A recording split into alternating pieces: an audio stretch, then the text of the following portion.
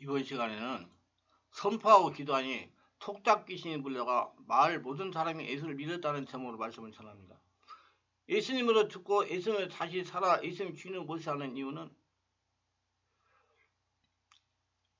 이 때문입니다. 마태복음 12장 43으로 50대 더러운 귀신이 사람이 나갔을 때 물 없는 곳을 다니며 쉬기를 구하되 쉴 것을 얻지 못하고 이에 내가 나온 내 집으로 돌아가라고 와보니 그의 집이 비고 청소되고 수리되었거늘 이에 가서 저보다 더 악한 귀신 7을 데리고 들어가서 그 안에 그 사람의 나중 형편이 전보다 더욱 심하게 되느니라.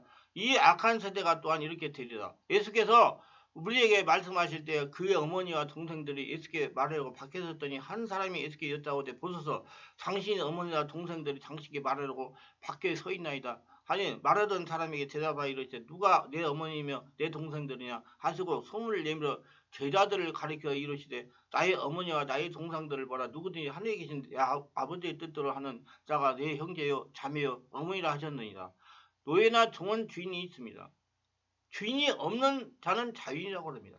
인간은 원래 죄의 노예였고 종이었습니다. 죄에 얽매여 자유를 누리지 못했습니다.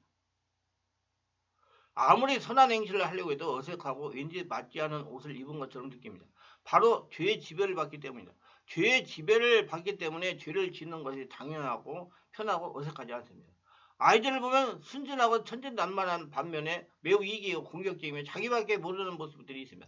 자기 손에 있는 것을 빼앗기가 싫어서 다른 친구들을 때리거나 깨물고 꼬집기도 하면서 방어를 합니다. 물론 자신의 것을 빼앗기지 좋아하는 사람은 아무도 없습니다. 그러나 성숙한 성인은 다른 친구들에게 때리거나 깨물거나 꼬집는 행위를 하지 않습니다. 만약 그런 행동을 하면 미숙한 사람입니다. 죄는 사람을 미숙하게 만듭니다. 영적으로 성숙하지 못하게 방해합니다. 그렇게 함으로써 자라지 못하게 막는 것입니다. 이런 죄 아래 인간을 구원하시기 위해서 오신 분이 예수님이십니다. 예수님의 가장 큰 사역은 대속의 사역입니다. 자신을 많은 사람에 대한 대속물로 주시기 위해서 오셨다고 말씀을 하셨습니다. 하나님께서 택한 자들을 사랑하시고 모든 택한 자들을 구원하시기 원하시기 때문이다. 그래서 그 이유는 더 이상 죄의 지배를 받지 않고 죄의 노예가 아니라 자인으로 살 수가 있습니다. 오늘 마태복음 12장에 보면 더러운 귀신이 집을 나가서 물 없는 곳을 찾아다니며 쉬기를 구하는데 쉴 곳을 찾지 못하고 다시 원래 짓던 집으로 돌아옵니다. 돌아보니까 집이 깨끗하게 청소가 되어 있고 수리가 되어 있고 정리가 되어 있습니다. 그렇게 이렇게 깨끗한 집에 아무도 없다는 것입니다. 주인이 없어요. 집이 비어있다. 깨끗하고 수리된 빈집입니다. 그자 자신보다 더 악한 귀신 7을 데리고 들어와서 거하는데 전보다 더 형편이 심하게 되었다는 것입니다. 이렇게 해서 이스라엘 향해서 이렇게 말씀하고 계시는 겁니다. 비록 이스라엘의 우상을 멀리하고 하나님을 찾고 예배한다고 하지만 실제로는 그렇지 않는 것입니다. 그들은 참 메시아의 소리는 예수님을 거부하고 알아보지 못하고 있습니다.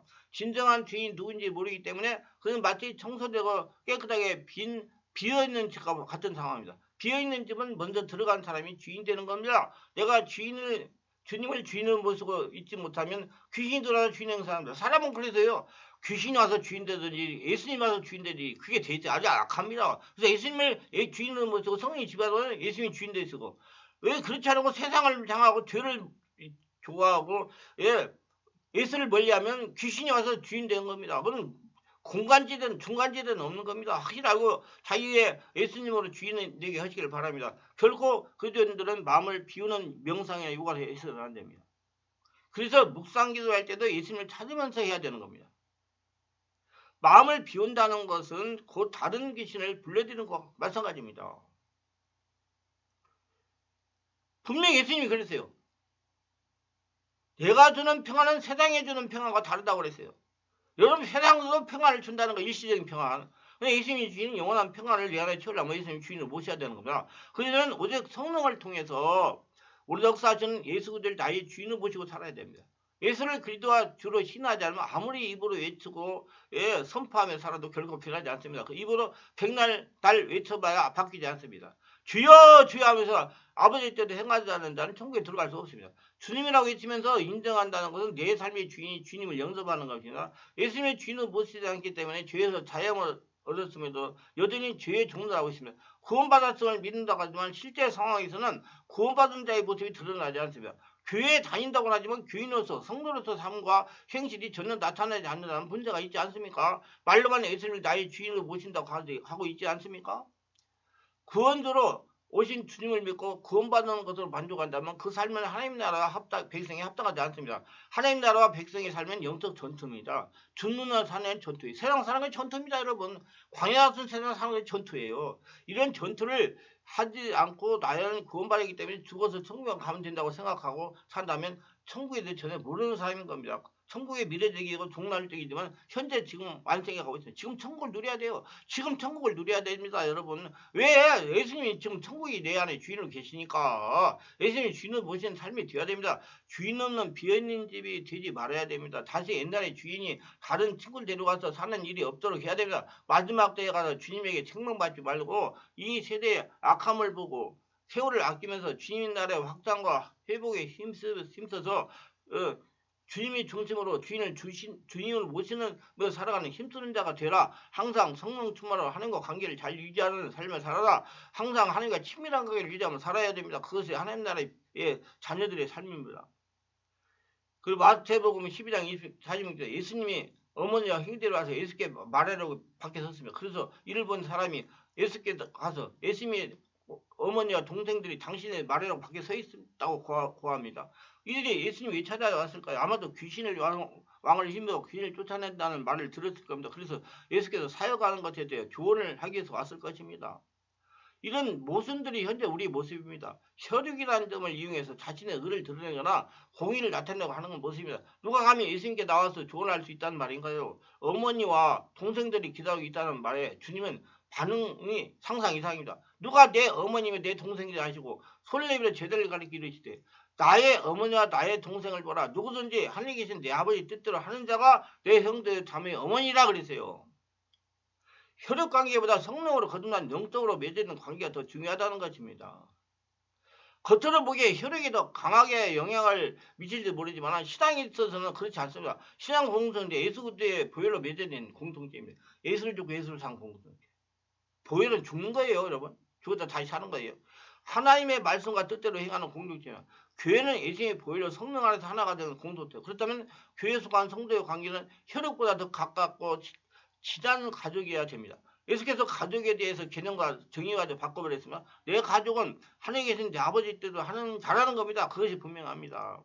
자녀는 아버지 뜻대로 행해야 됩니다. 그 아버지 뜻을 비록 나의 생각과 가치관과는 다르다 할지라도 순종해야 됩니다. 불순종하는 자를 자녀라고 불릴 자격이 없습니다. 예수님께 순종하는 자가 참 자녀이며 성도이며 제자입니다. 그러나 오늘날 교회의 상황은 어떠한가요? 우리는 교회수록 혈연관계가 복잡합니다. 혈연관계에서 서로 새로 들어온 신자들이 설 자리가 적습니다. 그들은 소외감을 느낍니다. 또한 이해관계로 맺혀진 성들도 많습니다. 나에게 도움을 주니 나도 도움을 주고는 서로 주고받는 것이 있게 끊어지지 않고 이어져 가는 관계입니다. 서로에게 줄 것이 사라질 때 관계가 깨어집니다.